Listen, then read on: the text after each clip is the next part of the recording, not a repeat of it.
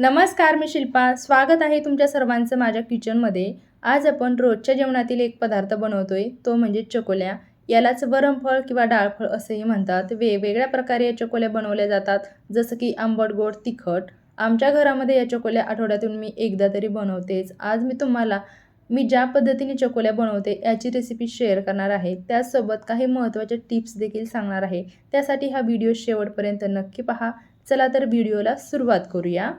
चकोल्या बनवण्यासाठी इथे मी पाव कप तुरीची डाळ व पाव कप मुगाची डाळ घेतलेली आहे. इथे मी 2च डाळी घेतल्या आहेत. हवं तर तुम्ही यामध्ये मसुराची डाळ देखील ॲड करू शकता. कधी कधी तूर डाळ खाल्ल्याने पित्ताचा त्रास होतो, तर तसं काय होऊ नये म्हणून डाळी घेताना इथे मिक्स डाळ घ्यायची आहे. फक्त तुरीची डाळ इथे वापरायची नाही. तसेच मुगाची डाळ घेतल्याने आपल्या चकोल्याला घट्टसरपणा येतो. आता या दोन्ही डाळी मी कुकरच्या डब्यामध्ये टाकून घेतलेल्या आहेत आणि पाण्याने आता या डाळी स्वच्छ अशा 2 वेळा धुवून घ्यायच्यात. चकोल्या बनवताना शक्यतो मिक्स डाळी घ्यायच्या आहेत, ज्याने चकोल्या खायला अतिशय चविष्ट अशा लागतात. तर डाळ आणि तांदूळ इथे स्वच्छ असे पाण्याने धुवून घेतलेले आहेत. इथे मी भात देखील लावणार आहे, त्याच्यासाठी तांदूळ देखील स्वच्छ असे पाण्याने मी धुवून घेतलेत. आता धुवून घेतलेल्या डाळीमध्ये पाव चमचा हळद घालायचे आणि पाव चमचा हिंग देखील घालून घ्यायचा आहे. आता तांदळामध्ये चवीनुसार मीठ देखील घालून घेऊया. आता डाळ आणि तांदळामध्ये डाळ आणि तांदूळ शिजेल एवढं पाणी टाकून घ्यायचं आहे. इथे मी पाव कप मूग डाळ आणि पाव कप तुरीची डाळ घेतली आहे. त्याच्यासाठी 1.5 कप पाणी मी याच्यामध्ये टाकून घेतले आणि तांदळामध्ये तांदूळ शिजतील एवढं पाणी टाकून घेतलेलं आहे. टाकलेलं मीठ तांदळामध्ये छान असे मिक्स करून घ्यायचे, म्हणजे भात शिजल्यानंतर तो कुठे खारट तर कुठे पांचट लागत नाही. तसेच डाळीमध्ये टाकलेलं हिंग आणि हळद छान असे मिक्स करून घ्यायचं आहे. इथे दोन्ही पण मी छान असे मिक्स करून घेतलेलं आहे. आता हे दोन्ही पण डबे आपल्याला कुकरमध्ये ठेवायचे आहेत. आता कुकर घेऊन कुकरमध्ये 2 ग्लास पाणी खाली टाकून घ्यायचे. तसेच कुकरमध्ये अशा प्रकारचं एक स्टँड देखील टाकायचं आहे आणि अर्धा चिरलेला लिंबू आपल्याला कुकरमध्ये खाली टाकून घ्यायचा आहे. इथे अशा प्रकारे कुकरमध्ये लिंबू टाकल्याने आपला कुकर आतमधून काळा पडत नाही. आता डाळीचा जो डब्बा आहे तो आपल्याला खाली ठेवायचा आहे आणि डाळीच्या डब्याच्या वरती तांदळाचा डब्बा ठेवायचा आहे. तांदळामध्ये टाकलेले जे काही मीठ आहे ते पुन्हा एकदा चमच्याच्या साहाय्याने छान असं मिक्स करून घ्यायचं आहे आणि आता कुकरचं झाकण लावून आपल्याला हे डाळ आणि तांदूळ शिजवून घ्यायचं आहे. साधारण 3 ते 4 शिट्ट्यांमध्ये हे डाळ आणि तांदूळ चांगलं शिजलं जातं. डाळ आणि तांदूळ शिजते तोपर्यंत आपण इतर तयारी करून घेऊयात. तर इथे मी एका मोठ्या परातीमध्ये गव्हाचं पीठ घेतलेलं आहे. साधारण 5 ते 6 चपात्या होतील एवढ्या अंदाजाने मी इथे पीठ घेतलेलं आहे. आता या पिठामध्ये चवीनुसार मीठ टाकून घेऊया. आता थोडं थोडं पाणी वापरून ही गव्हाची कणिक मळून घ्यायची. आपण चपाती बनवण्यासाठी ज्याप्रमाणे पीठ मळून घेतो त्याच्यापेक्षा थोडीशी घट्टसर अशा स्वरूपाची ही कणिक मळून घ्यायची आहे. खूप पातळ कणिक मळायची नाही आहे किंवा खूप घट्ट देखील मळून घ्यायची नाही आहे. कणिक जर खूप घट्टसर मळून घेतली तर चकोल्या वरणामध्ये सोडल्यानंतर त्या शिजल्या जात नाहीत आणि कच्च्या राहतात आणि कणिक जर खूप पातळ मळून घेतली तर चकोल्या वरणामध्ये सोडल्यानंतर त्याचा लगदा बनतो. इथे मी कणिक छान अशी मळून घेतलेली आहे. आता याच्यावरती झाकण ठेवून हे साईडला ठेवून द्यायचं आहे आणि इतर तयारी करून घ्यायची आहे. इथे मी 2 ते 3 चमचे किसलेलं ओलं खोबरं घेतलं आहे. हवं तर तुम्ही येथे सुकं खोबरं देखील वापरू शकता. 20 ते 25 लसणाच्या पाकळ्या घेऊन त्याचे छोटे छोटे तुकडे करून घेतलेले आहेत. 2 हिरव्या मिरच्यांचे तुकडे करून घेतलेत. 8 ते 10 कढीपत्त्याचे पाने आणि एक मीडियम साईजचा टोमॅटो मी येथे बारीक कट करून घेतला आहे आणि थोडीशी बारीक चिरलेली कोथिंबीर इथे मी घेतलेली आहे. इथे मी किसलेलं ओलं खोबरं घेतले. ओलं खोबरं वापरल्याने आपल्या चकोल्या खायला अतिशय मस्त अशा लागतात. कुकर थंड झाल्यानंतर डाळीचा डब्बा मी खाली काढून घेतला आहे. आता ही डाळ आपल्याला अशा प्रकारे पळीच्या साहाय्याने थोडीशी घोटून घ्यायची. हवं तर तुम्ही येथे रवीच्या मदतीने देखील ही डाळ घोटून घेऊ शकता. आता या डाळीमध्ये अर्धा ग्लास गरम पाणी टाकायचं आहे आणि ते डाळीमध्ये छान असे मिक्स करून घ्यायचे, जेणेकरून डाळीमध्ये अजिबात गुठळ्या शिल्लक राहणार नाहीत. इथे शक्यतो गरम पाणीच वापरायचं आहे, थंड पाणी वापरायचं नाही. इथे हे मी छान असे मिक्स करून घेतले. आता या वरणाला फोडणी देऊन घेऊया. त्यासाठी गॅस ऑन करून गॅसवरती इथे मी पातेले ठेवले. हवं तर तुम्ही कढईमध्ये देखील ही फोडणी देऊन घेऊ शकता.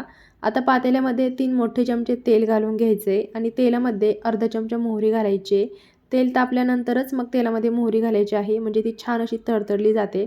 तर मोहरी छान अशी तडतडली गेलेली आहे. आता याच्यामध्ये अर्धा चमचे जिरे देखील घालून घेऊया. जिरे देखील छान असे फुललेले आहेत. आता तेलामध्ये लसूण घालायचा आहे आणि हा लसूण आपल्याला हलक्याशा गुलाबी कलरवरती परतवून घ्यायचा आहे. तर 1 मिनिट लसूण मी छान असा परतवून घेतला आहे.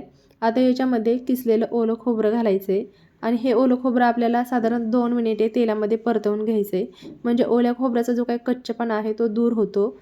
आता तेलामध्ये हिरव्या मिरच्यांचे तुकडे आणि कढीपत्ता घालायचा आहे आणि हे देखील आपल्याला साधारण अर्धा मिनिटे तेलामध्ये छान असं परतवून घ्यायचं आहे.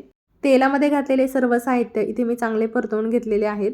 आता तेलामध्ये टोमॅटो घालूयात. टोमॅटो देखील आपल्याला 2 ते 3 मिनिटे चांगला मऊ होईपर्यंत परतवून घ्यायचा आहे. तर इथे साधारण 3 मिनिटे टोमॅटो मी चांगला तेलामध्ये परतवून घेतलेला आहे. सर्व छान असं परतवून झालेलं आहे. आता तेलामध्ये बारीक चिरलेली थोडीशी कोथिंबीर घालायची आहे. अर्धा चमचा हळद, अर्धा चमचा घरातील काळं तिखट किंवा कांदा लसूण मसाला आणि अर्धा चमचा इथे मी लाल तिखट टाकून घेते. लाल तिखट तुम्ही तुमच्या आवडीनुसार कमी जास्त इथे करू शकता आणि हे सर्व आपल्याला तेलामध्ये अर्धा ते 1 मिनिट परतवून घ्यायचं आहे. इथे तुम्ही पाहू शकता एकदम खमंग अशी आपली फोडणी तयार झाली आहे. आता याच्यामध्ये फेटून घेतलेलं वरण घालून घेऊयात आणि ते छान असं फोडणीमध्ये मिक्स करून घेऊयात. फोडणी चांगली खमंग बसल्यानंतर आपल्या चकुल्याही खायला एकदम खमंग अशा लागतात. आता या वरणामध्ये आपल्याला पाणी घालायचं आहे. तर पाणी घालताना इथे गरमच पाणी वापरायचं आहे, थंड पाणी वापरायचं नाही. इथे या वरणामध्ये मी 3 ग्लास गरम पाणी घातलेलं आहे. आता हे छान असं वरणामध्ये मिक्स करून घेऊयात. तुम्ही इथे या वरणाची कन्सिस्टन्सी बघू शकता. खूप घट्टसर नाही आहे किंवा खूप पातळ देखील नाही आहे. अशाच प्रकारचं वरण आपल्याला इथे चकोल्या बनवण्यासाठी पाहिजे. आता या वरणामध्ये आपण चवीनुसार मीठ देखील घालून घेऊयात आणि ते वरणामध्ये छान असे मिक्स करून घेऊयात. आता गॅसची फ्लेम मीडियम करायची आहे आणि या वरणाला छान अशी एक उकळी काढून घ्यायची आहे. वरणाला उकळी येईपर्यंत आपण पुढची प्रोसेस करून घेणार आहोत. तर इथे कणिक मळून ठेवलेली जी होती त्याच्यावरती अर्धा चमचा तेल घालायचं आहे आणि ही कणिक आपल्याला छान अशी मऊ करून घ्यायची. तर आता कणिक मी येथे मऊ करून घेते. इथे मी कणिक छान अशी मऊ करून घेतली आहे. आता या कणकेचे चपात्या बनवण्यासाठी गोळे तयार करून घ्यायचे आहेत. ज्याप्रमाणे आपण चपात्या बनवण्यासाठी कणकेचे मीडियम साईजमध्ये गोळे तयार करून घेतो, सेम तशाच प्रकारे आपल्याला या कणकेचे देखील गोळे तयार करून घ्यायचे आहेत. तर इथे मी सर्व कणकेचे गोळे तयार करून घेतलेले आहेत. साधारण 6 पिठाचे गोळे इथे तयार झालेले आहेत. आता आपल्याला याची चपाती लाटून घ्यायची आहे. तर कणकेचा गोळा कोरड्या पिठामध्ये घोळवून घ्यायचा आहे आणि याची चपाती लाटून घ्यायची आहे. जसं जसं लागेल तसं तसं थोडं थोडं कोरडं गव्हाचं पीठ वापरायचं आहे आणि याची चपाती लाटून घ्यायची आहे. इथे घडीची वगैरे चपाती लाटायची नाही आहे, तर एकदम साधी सोपी फक्त पिठाचा गोळा घेऊन तो कोरड्या पिठामध्ये घोळवून त्याची चपाती लाटून घ्यायची आहे. तसेच चपाती लाटताना ती खूप पातळ लाटायची नाही आहे किंवा खूप जाड देखील लाटायची नाही आहे. तर इथे आपली पहिली जी चपाती आहे ती लाटून तयार आहे.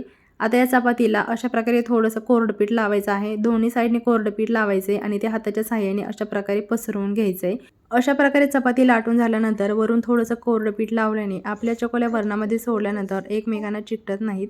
आता ही चपाती कट करून घ्यायची आहे. तर चपाती कट करण्यासाठी इथे मी फिरकीचा चमचा घेतला आहे. हवं तर तुम्ही चाकूच्या सहाय्याने देखील ही चपाती कट करून घेऊ शकता. इथे मी डायमंड शेपमध्ये ही चपाती कट करून घेते. तुम्ही तुम्हाला हव्या तशा आकारांमध्ये ही चपाती कट करून घेऊ शकता. तर इथे जी चपाती आहे ती मी कट करून घेतली आहे. इथे मी अशा प्रकारे मीडियम साईजमध्ये या चकोल्या कट करून घेतलेल्या आहेत. दुसरीकडे आपल्या वरणाला देखील छान अशी उकळी आली. आता हे एकदा छान असं हलवून घेऊयात. आता या वरणामध्ये चकोल्या सोडायच्यात. आता इथे सर्वात महत्त्वाची टीप म्हणजे आपल्याला उकळत्या वरणामध्ये चकोल्या सोडायच्या आहेत. म्हणजे चकोल्या सोडत असताना आपल्याला हे वरण उकळतं असलं पाहिजे. एक एक करून चकोल्या आपल्याला या वरणामध्ये सोडायच्या आहेत. प्रत्येक एका चपातीच्या चकोल्या वरणामध्ये सोडून झाल्यानंतर वरण एकदा हलवून घ्यायचं आहे आणि मग दुसरी चपाती लाटून त्या चपातीच्या चकोल्या वरणामध्ये सोडायच्यात. इथे मी सर्व चकोल्या वरणामध्ये सोडून घेतलेल्या आहेत. तुम्ही या चकोल्याची कन्सिस्टन्सी बघू शकता. खूप पातळ झालेल्या नाही आहेत किंवा खूप घट्टसर देखील नाही आहेत. पण जर तुम्हाला वाटलं की आपल्या चकोल्या खूप घट्टसर झाल्यात तर तुम्ही याच्यामध्ये थोडंसं गरम पाणी ॲड करू शकता आणि याची कन्सिस्टन्सी ॲडजस्ट करू शकता.